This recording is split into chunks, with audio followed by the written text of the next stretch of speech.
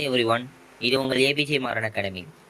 So நம்ம இன்னைக்கு 10th சயின்ஸில் 7வது பாடம் அணுக்களு மூலக்கூறுகளும் கணக்கீடுகள் வீடியோ பார்ட் 2 தான் பார்க்க போகிறோம். பார்ட் 1 ஆல்ரெடி நம்ம சேனலில் போஸ்ட் பண்ணியிருக்கோம். அதை இன்னும் பார்க்காதவங்க பார்ட் 1 பார்த்துட்டு இந்த பார்ட் 2 பார்த்தீங்கன்னா கொஞ்சம் கிளியராக இருக்கும். ஸோ இப்போ பார்ட் 2 என்ன பார்க்க போகிறோம்னா, உயர் சிந்தனை வினாக்களில் இருக்கக்கூடிய முக்கியமான கணக்கீடுகள் அந்த மாதிரி கொஷின்ஸை நம்ம பார்க்க போகிறோம். ஸோ ஃபர்ஸ்ட் கொஷின் பாருங்கள். நமக்கு கொஷின் இதான், CaCO3 it gives CaO + CO2. இந்த மாதிரி ஸ்டேட்மெண்ட் டைப்ல இருந்தாலே நமக்கு இந்த மாதிரி கொஷின் தான் வர அதிக வாய்ப்பு இருக்கு. ஓகேவா? ஸோ அதனால இந்த மாதிரி கொஷின்ஸை கொஞ்சம் நல்லா பார்த்து படிச்சுக்கோங்க. இதுல நமக்கு என்ன கேட்கறாங்கன்னா, எத்தனை மோல் CaCO3 ஈடுபடும் சொல்லி ஃபர்ஸ்ட் கொஸ்டின் வச்சிட்டேன். சப்ஸ்டியூஷன்ல உங்களுக்கு மோல்னா முன்னாடி இருக்க அந்த நம்பர்ஸ் தான் மோல். இங்க CaCO3 1 இருக்கு, CaO 1 இருக்கு, CO2 1 இருக்கு. அப்ப நமக்கு பார்த்தோம்னா CaCO3 எத்தனை ஈடுபடும்? 1 மோல். அதே மாதிரி CaCO3 மூலக்கூறு நிறை நான் ஆல்ரெடி போன வீடியோல பார்ட் 1லயே சொன்னேன் எப்படி நம்ம மூலக்கூறு நிறை கண்டுபிடிக்கிறதுன்னு சொல்லி. ஸோ இப்ப இதுல மூலக்கூறு நிறை பார்க்குறப்ப கால்சியத்துக்கு 40 அதோடைய நிறையன், கார்பனுக்கு 12 அதோடைய நிறையன், ஆக்சிஜனுக்கு 16 தான் அதோட நிறையன். எத்தனை இருக்கோ அத்தனை பிரிக்கணும். கால்சியம் 1 இருக்கு, அப்போ 1 × 40. கார்பன் 1 இருக்கு, அப்போ 1 × 12. ஆனா இந்த இடத்துல ஆக்சிஜன் மட்டும் நமக்கு எத்தனை இருக்கும்னா 3 இருக்கு. அதனாலதான் நான் 3 × 16 சொல்லி போட்டிருக்கேன். அப்ப 40 12 கூட்டினா 100. இது ரொம்ப இம்பார்ட்டன்ட். ஒரு தடவை இதை பப்ளிக்ல கூட கேட்டிருக்காங்க. ஸோ CaCO3 100 கிராம், இதை நீங்க மனப்பாடம் கூட பண்ணிக்கலாம். CaCO3 100 கிராம்னு சொல்லி இதுல எத்தனை மோல் CO2 வெளிவரும்? அதுவும் இதே தான், 1 மோல் CO2 வெளிவருகிறது. இப்ப அடுத்த கணக்கீடு பாக்குறப்ப கீழுள்ளவற்றின் நிறை காண்கன்னு சொல்லி கொடுத்துருக்காங்க.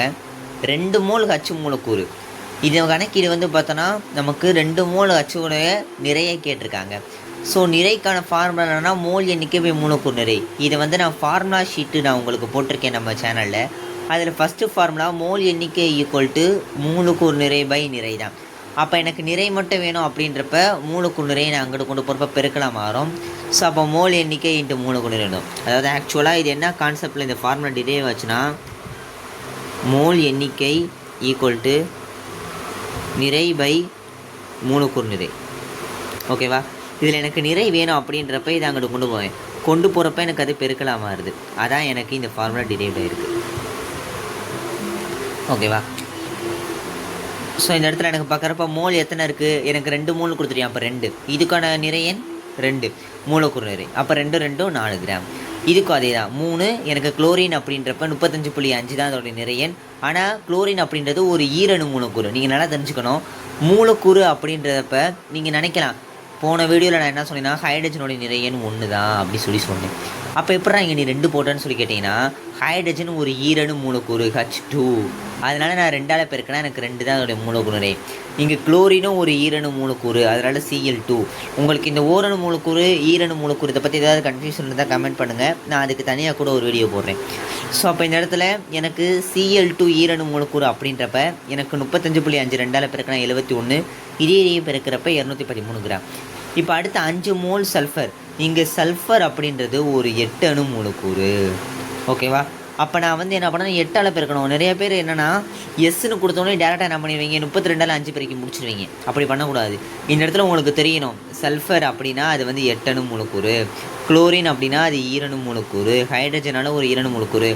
பேசிக்கான இந்த கான்செப்ட் தெரிஞ்சு அதான் இதை நீ கரெக்டாக பண்ண முடியும். இதில் தான் ட்விஸ்ட் வைப்பியான். இவன் உனக்கு இதில் இந்த மாதிரி சிம்பிள்லாம் கொடுக்க மாட்டியான், வெறும் சல்ஃபர் மூலக்கூறு மட்டும்தான் கொடுத்துருப்பியான். உனக்கு தான் நீ தான் கண்டுபிடிக்கணும் அது 8 என்னன்னு சொல்லி. அதே மாதிரி 4 மோல் பாஸ்பரஸ்ன்றது ஒரு 4 அணு மூலக்கூறு. ஸோ P4 அப்படின்னு போடுறப்ப எனக்கு 124 496 கிராம்னு சொல்லி கிடைக்கிது. அதுக்கடுத்து நம்ம பார்ட் 1லேயே நான் சொன்னேன் சதவீத ஏவு வச்சு நிறைய கொஷின் கேட்பாங்கன்னு. பார்த்தீங்கன்னா கணக்கில் அதை வச்சு ஒரு கொஷின் கேட்டிருக்காங்க. CaCO3 ஒவ்வொரு தனிம சதவீத ஏவு, CaCO3 மோலார் நிறை ஃபஸ்ட் நம்ம கண்டுபிடிக்கணும். போன வாட்டி நான் சொன்னேன், இதுக்கு முந்தின ப்ரீவியஸ் கொஷினில் 100 கிராம் அப்படி சொல்லி பார்த்தோம். அதை நீங்கள் மனப்பாடம் பண்ணிக்கணும். இல்லை நான் கண்டுபிடிக்கிறேன்னா கண்டுபிடிச்சிக்கோங்க, பிரச்சனை இல்லை. 100 கிராம். அப்போ CaOடைய சதவீத ஏவு மட்டும்தான் கேட்டிருக்கேன். என்ன கேட்டிருக்கேன்? ஒவ்வொரு தனிமத்தோட சதவீத ஏவு. ஸோ ஃபஸ்ட்டு நான் கால்சியத்தோட சதவீத ஏவு நான் கண்டுபிடிக்கிறேன். அப்போ கால்சியத்தோட நிறை பை இதோடைய மோலார் நிறை × 100. இது 100 அப்படின்னால 100 கேன்சல் ஆயிரும். அப்போ 40%. ஸோ இங்கே CaCO3யோடைய கார்பனோடைய சதவீதம் எப்படின்னு பார்க்குறப்ப 12 அதோடைய மூலக்கூறு நிறை பை எனக்கு கேல்சியத்தோடைய நிறை பார்க்குறப்ப CaCO3யோட நிறை பார்க்குறப்ப 100 கேன்சல் 12%. இங்கே ஆக்சிஜன் அப்படின்றப்ப ஆக்சிஜனோடைய மூல நிறை 48. ஓகேவா? நீ கேட்கலாம், நீ கார்பனுக்கு 12ன்னு சொல்கிறீங்க, ரைட்டு, அதோடைய நிறையன் 12. ஆக்சிஜனுக்கு எப்படி? ஆக்சிஜனுடைய நிறையன் 16 தானே. அங்கே தான் நீங்கள் இங்கே ஒரு விஷயத்தை கவனிக்கணும். CaCO3ன்றப்ப O3 3 இருக்குது. அப்போ 16 நான் 3ஆல் மல்டிப்ளை பண்ணால் எனக்கு கிடைக்கக்கூடிய ஆன்சர் 48. ஸோ இந்த 48 தான் நான் கன்சிடர் பண்ணணும். நீங்கள் வெறுமனே என்ன பண்ணக்கூடாது, 16/100ன்னு சொல்லி போட்டு டிவைட் பண்ணிங்கன்னா இட்ஸ் ராங். ஸோ நமக்கு எத்தனை இருக்குது அப்படின்னு சொல்லி ஃபஸ்ட் நம்ம கவனிக்கணும். இங்கே எனக்கு 3 ஆக்சிஜன் இருக்குது. இங்கே ஒரு கார்பன் இருக்கனால பிரச்சனை கிடையாது, ஒரு கேல்சியம் இருக்கனால பிரச்சனை கிடையாது. இந்த இடத்துல கீழே 3 4ன்னு சொல்லி வந்தால் தான் நீங்கள் யோசிக்கணும். அப்போ எனக்கு இங்கே 3 இருக்கிறப்ப 16 × 3 48. ஸோ 48/100 போட்டு நம்ம அடித்து கொடுத்து 48% கொண்டு வரணும். இது ரொம்ப இம்பார்ட்டண்டான கொஷின். ஸோ பார்த்துக்கோங்க.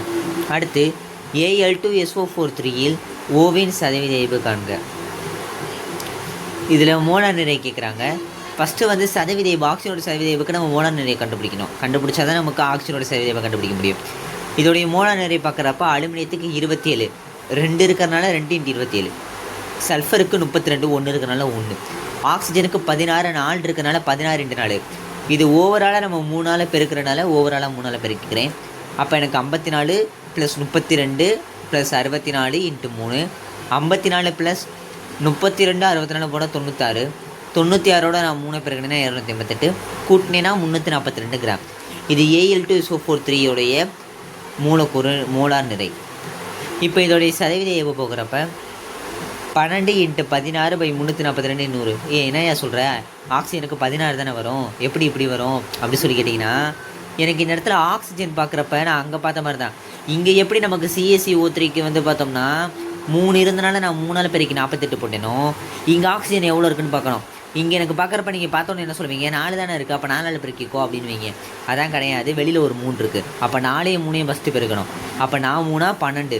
அப்போ 12ஆல் நான் 16 பெருக்கணும். இந்த இடத்துல கொஞ்சம் உங்களுக்கு ஸ்டெப்பு கொஞ்சம் புரியணும். ஆக்சிஜன் மொத்தம் எவ்வளோ இருக்குது, நான் 3 12 ஆக்சிஜன் இருக்குது. அப்போ 12 × 16/342 × 100. இப்போ இதே நான் அடிச்சு கொடுக்குறப்ப எனக்கு 12 × 0.46 × 100 = 12 × 4.67. இதை பெருக்கினீங்கன்னா 56.04%. ஸோ அவ்வளோதான். நம்ம 7ஆம் பாடம் ரொம்ப இம்பார்ட்டண்டான பாடம். இது 2 கணக்கீடுகள் கேட்பாங்க. நம்ம 2 பாட்டாக பிரித்து இந்த பாடத்தோட கணக்கீடுகளை உங்களுக்கு முடிச்சாச்சு. ஸோ இப்போ அதுக்கடுத்து நம்ம என்ன வீடியோனா நெக்ஸ்ட் லெசனை நம்ம பார்க்க போகிறோம். கெமிஸ்ட்ரியில் 7ஆம் பாடம் அடுத்து 8ஆம் பாடம் பார்க்க போகிறோம். ஸோ அதுக்கான விளக்கமும் உங்களுக்கு அப்கமிங் வீடியோஸில் வரும். இது போக எனக்கு இதுக்கு முன்னாடி இந்த மாதிரி வீடியோலாம் வேணும் சார், எனக்கு இந்த மாதிரி கொஷினில் டவுட்டாக இருக்குது அப்படின்றப்ப அந்த கொஷினில் எனக்கு கமெண்ட் பண்ணுங்கள், நான் அந்த வீடியோவை போடுறேன். ஸோ இந்த வீடியோ பிடிச்சிருந்துச்சுன்னா லைக் பண்ணுங்கள், நம்ம சேனலை சப்ஸ்கிரைப் பண்ணிக்கோங்க. அந்த நோட்டிஃபிகேஷனை நீங்கள் கிளிக் பண்ணால் தான் நான் போடுற வீடியோ உங்களுக்கு சேரும். அதே மாதிரி உங்களுக்கு தெரிஞ்ச ஃப்ரெண்ட்ஸுக்கும் இந்த வீடியோவை ஷேர் பண்ணுங்கள், அவங்களுக்கு இது யூஸ் ஆகலாம். So thank you. நெக்ஸ்ட் வீடியோவில் பார்ப்போம்.